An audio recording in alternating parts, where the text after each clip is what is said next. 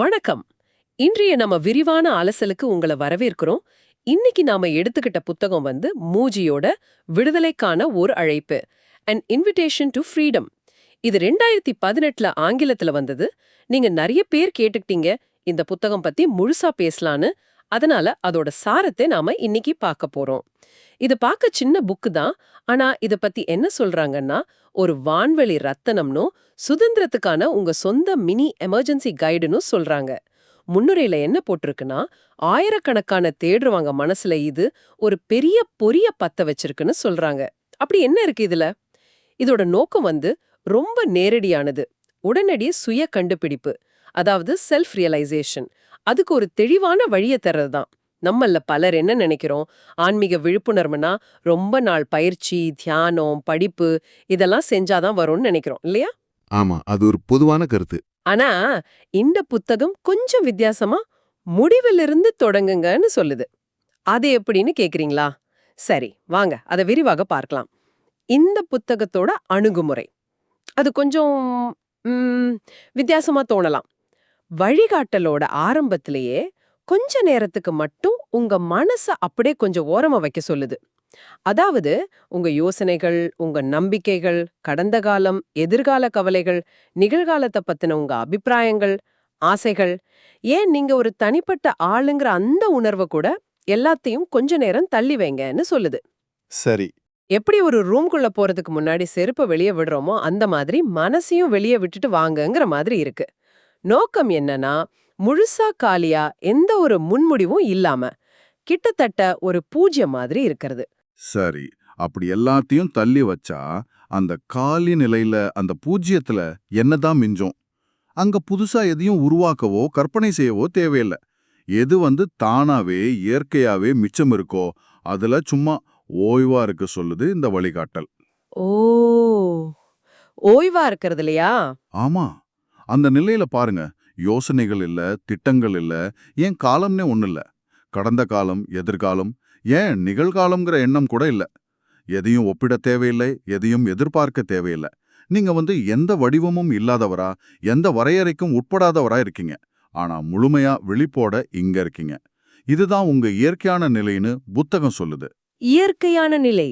ஆமா, இந்த நிலையத்தான் புத்தகம் இயப்பு நிலைன்னு, அதாவது இஸ்னஸ் அல்லது இருப்பது எதுவோ, வாட் இஸ் அப்படின்னு ரொம்ப அழகா சொல்லுது. இது வடிவம் இல்லாதது, காலம் இல்லாதது, தூய விழிப்புணர்வு, சுயம். பல ஞான மரபுகள் இதுதான் கடவுள், பிரம்மன், பரமாத்மா, தாவோன்னு அப்படி பல பேர்ல சொல்றாங்க. சரி சரி. மூஜியோட வார்த்தைகள்ல சொல்லணும்னா, அதுக்கு எந்த வடிவத்தையும் கொடுக்காதீங்க. அது மனசுக்கு அப்பாற்பட்டது, அது காலமற்றது, உருவாக்கப்படாதது, அழியாதது. இது ஒரு அனுபவத்தை விட நீங்க யாருங்கிறதோட அடிப்படை உண்மை. ஓகே, இது கேட்க ரொம்ப ஆழமா இருக்கு. சும்மா மனச ஒதுக்கி வச்சா இப்படி ஒரு நிலை வெளிப்படுமா? இந்த புத்தகம் இத வெறும் தத்துவமா சொல்லாம இத நேரடியா உணர வைக்க சில கேள்விகள் கேக்குதுன்னு சொன்னீங்களே, இங்கதான் இது ரொம்ப சுவாரஸ்யமா இருக்கு. இது வெறும் மூளைக்கு வேலை கொடுக்கிற விஷயம் இல்லையா? இல்ல, நிச்சயமா இல்ல. இந்த கேள்விகள் நம்ம புத்திக்கு தீனி போடுறதுக்கு இல்ல. அதுக்கு பதிலா நாம இப்ப பேசின அந்த இருப்பு நிலைக்குள்ள, அந்த தூரிய விழிப்புணர்வுக்குள்ள நேரடியா நம்மள கூட்டிட்டு போய் அதை நாமளே கண்டுபிடிக்க உதவி செய்யறதுக்காக வடிவமைச்சது. புத்தகம் என்ன பண்ணுதுன்னா, நம்மள அந்த ஆரம்ப அமைதியான கவனமான நிலையில இருக்க சொல்லிட்டு அப்புறம் கேக்குது. என்ன மாதிரி கேள்விகள்? உதாரணத்துக்கு, இந்த இருப்பு நிலைக்கு ஏதாவது வடிவம் இருக்கா? எல்லைகள் இருக்கா? நிறம்? இல்ல. இல்ல. இது ஒரு பொருளா? இல்ல. இது ஒரு உணர்ச்சியா? இல்ல. இது உங்களுக்கு புதுசா விசித்திரமா தெரியுதா? வழிகாட்டல் என்ன சொல்லுதுன்னா, இல்ல, இதுதான் எப்பவுமே இருக்கிற பின்னணி. ஓஹோ. சரி, இதுக்கு ஆசைகள், பற்றுதல்கள், பயங்கள் இருக்க முடியுமா? கோபம், பொறாம, கவலை, இந்த மாதிரி உணர்ச்சிகள் இதுக்குள்ள இருக்க முடியுமா? இது யாருக்காவது சொந்தமானதா? இல்ல, இது எல்லாத்துக்கும் அப்பாற்பட்டது. சரி. அப்புறம் இந்த விழிப்புணர்வு செயல்படுதா, சிந்திக்குதா, தியானம் பண்ணுதா? இல்ல. அது பிறக்குதா, இறக்க முடியுமா? இல்ல. அதுல காலம் ஓடுதா? இல்ல. இது ஒரு நபருக்கு சொந்தமானதா, பர்சனல்? இல்ல. அப்போ இது ஒரு பொருள் இல்ல, உணர்ச்சி இல்லனா இது எப்படி அறியப்படுது? இங்கதான் முக்கியமான பாயிண்ட் வருது. எப்படி? இது தன்னைத்தானே அறிஞ்சிக்குது. இது புலன்களால் அறியப்படுற அறிவு மாதிரி இல்ல. இது விழிப்புணர்வின் சுய அறிவு, செல்ஃப் நோவிங் அவேர்னஸ். ஓ, அப்போ இந்த கேள்விகள் எல்லாமே ஒரே திசைய நோக்கி போகுது. அதாவது இந்த இருப்பு நிலைங்கிறது நம்மளோட சாதாரண அனுபவங்களான எண்ணங்கள், உணர்வுகள், உடம்பு இதிலிருந்து முற்றிலும் வேற ஒண்ணு. ஆனா அதுதான் உண்மையான மூலம், அப்படிதானே? மிக சரியா சொன்னீங்க. ரொம்ப கரெக்டா புடிச்சிங்க. இந்த கேள்விகளுக்கான பதில்கள் மூலமா புத்தகம் நம்மளை எங்க கூட்டிட்டு போகுதுன்னா, ஒரு மறுக்க முடியாத உண்மைக்கு. அது என்னன்னா, உங்களுக்கும் இந்த தூய விழிப்புணர்வு அல்லது இருப்பு நிலைக்கும் நடுவிலே எந்த தூரமோ பிரிவோ இல்லைன்னா, நீங்க கண்டுபிடிச்ச இந்த குணங்கள் எல்லாம் உங்களை பத்தின உண்மையாதானே இருக்கணும் அப்படின்னு கேக்குது. ஆமாம்ல. வேற மாதிரி சொன்னா, அந்த வடிவமற்ற, காலமற்ற அமைதியான இருப்பு நிலையும் உங்க உண்மையான நான்கிறதும் வேற வேற இல்ல. அவை ஒண்ணுதான்.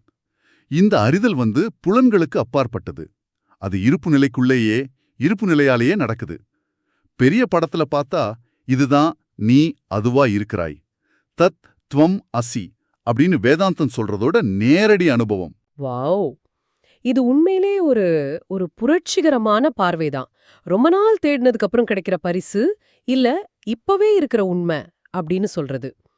சரி, புத்தகம் இந்த உண்மைய உணர்றதோட நிறுத்திடுதா? இல்ல இத நம்ம வாழ்க்கையில எப்படி நிலைநிறுத்திக்கிறதுன்னு பேசுதா? ஏன்னா, இது ஒரு அற்புதமான அனுபவமா இருக்கலாம். ஆனா அன்றாட வாழ்க்கையோட சலசலப்புல இது நீடிக்குமா? இது ஒரு கேள்வி இல்லையா? மிக மிக முக்கியமான கேள்வி இது. இங்கதான் புத்தகம் ரொம்ப நடைமுறைக்கேத்த மாதிரி மாறுது. இவ்வளவு ஆழமான புரிதல் அல்லது நேரடி அனுபவத்துக்கு பிறகும் கூட நம்மள பலர், ஏன் பெரும்பாலான தேடுறவங்க பழைய அகந்தை மனசோட, அதாவது ஈகோ மைண்டோட பழக்க வழக்கங்களுக்குள்ள மறுபடியும் இழுத்தப்படுறத உணர்வாங்கன்னு புத்தகம் எச்சரிக்குது. ஓ, அப்படியா? ஆமா, ஒரு தனிப்பட்ட நபரா இன்பத் துன்பங்களுக்கு ஆளாகிற ஒருத்தரா நம்மள அடையாளப்படுத்திக்கிற அந்த போக்கு திரும்ப திரும்ப எழும். இது ஏன்னா பல வருஷமா, ஏன் பல பிறவிகளா கூட இருக்கலாம், நாம ஒரு குறிப்பிட்ட வழியில சிந்திச்சு உணர்ந்து செயல்பட்டு பழகிட்டோம். அந்த பழக்கத்தோட வேகம், அந்த மொமெண்டம் அது அவ்வளவு சீக்கிரம் நிக்காது. ஓகே, அப்போ புத்தகம் இந்த சவாலை எதிர்பார்க்குது. சரி, இந்த பழைய பாணிக்கு திரும்புற மனசோட இழுவைய எப்படி எதிர்கொள்றது? தோத்துட்டோன்னு நினைச்சுக்கணுமா? இல்ல இல்ல, நிச்சயமா இல்ல. புத்தகம் கொடுக்கிற ரொம்ப தெளிவான சக்தி வாய்ந்த ஆலோசனை என்னன்னா, தனிப்பட்ட முறையில் அல்லாமல் இருங்க. Be impersonal. இம்பர்சனல். ஆமா, அதாவது அந்த பழைய எண்ணங்கள், உணர்வுகள், பயங்கள், ஆசைகள் எழும்போது அதை என்னோடதுன்னு உரிமை கொண்டாடாதீங்க. அகந்தையோட உங்களை அடையாளப்படுத்திக்காதீங்க. இந்த பழக்க வழக்கங்கள் தோணும்போது அவை நீங்கங்கிற அந்த அசையாத அமைதியான இருப்பு நிலையோட மேற்புறப்புல தோன்றி மறையிற அலைகள் மாதிரி பாருங்க. ஓ, அலைகள் மாதிரி. ஆமா, எது நடந்தாலும் உங்க கவனத்தை அந்த ஆதாரமான இருப்பு நிலையிலே வச்சிருங்க. இங்க ஒரு சுவாரஸ்யமான விஷயம் என்னன்னா, மனசு அல்லது அகந்தை உண்மையில உங்களை தாக்க முடியாது. அப்படியா? ஆமா, அது உங்கள பத்தின உங்க யோசனைய, உங்க சுய பிம்பத்தை தான் தாக்க முடியும். உங்க உண்மையான சுயம் வடிவமற்றது, காலமற்றது, மனசோட பிடிக்கு அப்பாற்பட்டது. அதனால இந்த மனப்போராட்டங்கள் எழும்போது அது ஒரு தொல்லையா பார்க்காம, அவை உங்களுக்குள்ள இன்னும் மறைஞ்சிருக்கிற அகந்தை அடையாளங்களையும், நீங்க இன்னும் புடிச்சு வச்சிருக்கிற நம்பிக்கைகள் அல்லது பயங்களையும் வெளிச்சம் போட்டு காட்ட உதவுற ஒரு வாய்ப்பா பார்க்கலாம். ஓ, அப்ப அது பொருசா எடுத்துக்க கூடாது, அதுவும் ஒரு வாய்ப்புன்னு சொல்றீங்க. ஆமா, இத அறியும்போது இது ஒரு பின்னடைவு இல்ல. இது நம்ம சுயத்தோட இன்னும் ஆழமா இணையறதுக்கான ஒரு வழி அப்படின்னு உணரலாம். அப்படியானா இந்த சவால்கள் கூட ஒரு வகையில இந்த விடுதலை பயணத்தோட ஒரு பகுதிதான் இல்லையா? அவை எதை இன்னும் வேணும்னு காட்டுது. இது ஒரு முரண்பாடா தோணினாலும் நம்ம உண்மையான உறுதியான அடித்தளம் இந்த வடிவமற்ற தன்மையில இருக்குன்னு சொல்ற மாதிரி இருக்குதே. மிகச்சரியா புரிஞ்சுக்கிட்டீங்க. இதுதான் அந்த முரண்பாடு மாதிரி இருக்கிற உண்மை. நாம பொதுவா உறுதியானதுன்னு நினைக்கிற உடம்பு, உலகம் எல்லாமே மாறிட்டே இருக்கு, தோன்றி மறையக்கூடியது. ஆனா அந்த வடிவமற்ற சாட்சியா இருக்கிற விழிப்புணர்வு எப்பவுமே மாறாம இருக்கு. அதுதான் உண்மையான ஸ்திரத்தன்மை.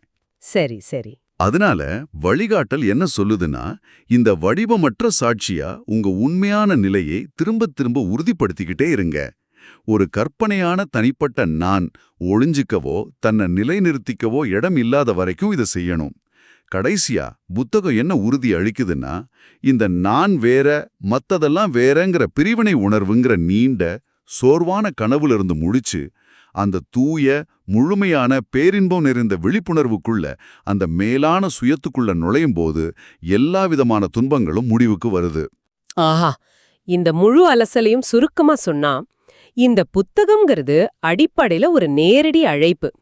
உங்க மனசோட சலசலப்புகளையும் நான்கிற அந்த தனிப்பட்ட உணர்வையும் ஒரு கணம் ஒதுக்கி வச்சுட்டு, எப்பவுமே உங்க கூட இருக்கிற ஆனா நீங்க கவனிக்க தவறின அந்த வடிவமற்ற அமைதியான என்றும் இருக்கிற விழிப்புணர்வை, அந்த இருப்பு நிலைய உங்க உண்மையான சுயமாக இப்பவே இந்த கணத்திலே கண்டுக்கோங்கன்னு சொல்லுது.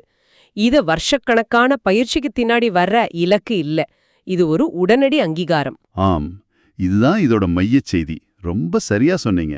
இந்த வழிகாட்டல் புத்தகத்தோட முன்னுரையில சொன்ன மாதிரி 2017ல ரிஷிகேஷ்ல மூஜிக்கு தன்னிச்சையா வெளிப்பட்டதுன்னும், இதோட நோக்கம் உலகெங்கும் இருக்கிற எல்லாருக்கும் இந்த நேரடி சுய உணர்தலுக்கான வாய்ப்பை வழங்குறது தானும் சொல்லியிருக்கு. இது நம்மோட இயல்பான நிலை, இது சிரமம் இல்லாதது, இது ஏற்கனவே முழுமையானது, பூரணமானதுன்னு புத்தகம் திரும்ப திரும்ப சொல்லுது. சரி, இந்த புரிதல் ஒரு முக்கியமான கேள்வியை எழுப்புது இல்லையா? என்ன கேள்வி? இருப்பு நிலை தன்னைத்தானே அறிஞ்சுக்குதுன்னு இந்த புத்தகம் ஆணித்தரமா சொல்லுது. அப்படியென்றால் அறிபவர் யார்? அறிவது எதுவோ அது நீங்கள்தான். இந்த சிரமமற்ற, வடிவமற்ற, எப்போதும் இருக்கிற விழிப்புணர்வு தான் உங்க உண்மையான இயல்புன்னா, நீங்க அதை அறியாதது போல உணர்ற அந்த மற்ற நேரங்களுக்கு என்ன அர்த்தம்? அந்த சமயங்கள்ல நீங்க வழக்கமா உணர்ற அந்த நபல், உங்க கதைகள், கவலைகள், ஆசைகளோடு இருக்கிற அந்த நான், உண்மையில இந்த வடிவமற்ற, எல்லையற்ற பிரக்ஞா வெளியில எங்க இருக்காரு? இது நீங்க கொஞ்சம் ஆழமா சிந்திச்சு பார்க்க வேண்டிய ஒண்ணு.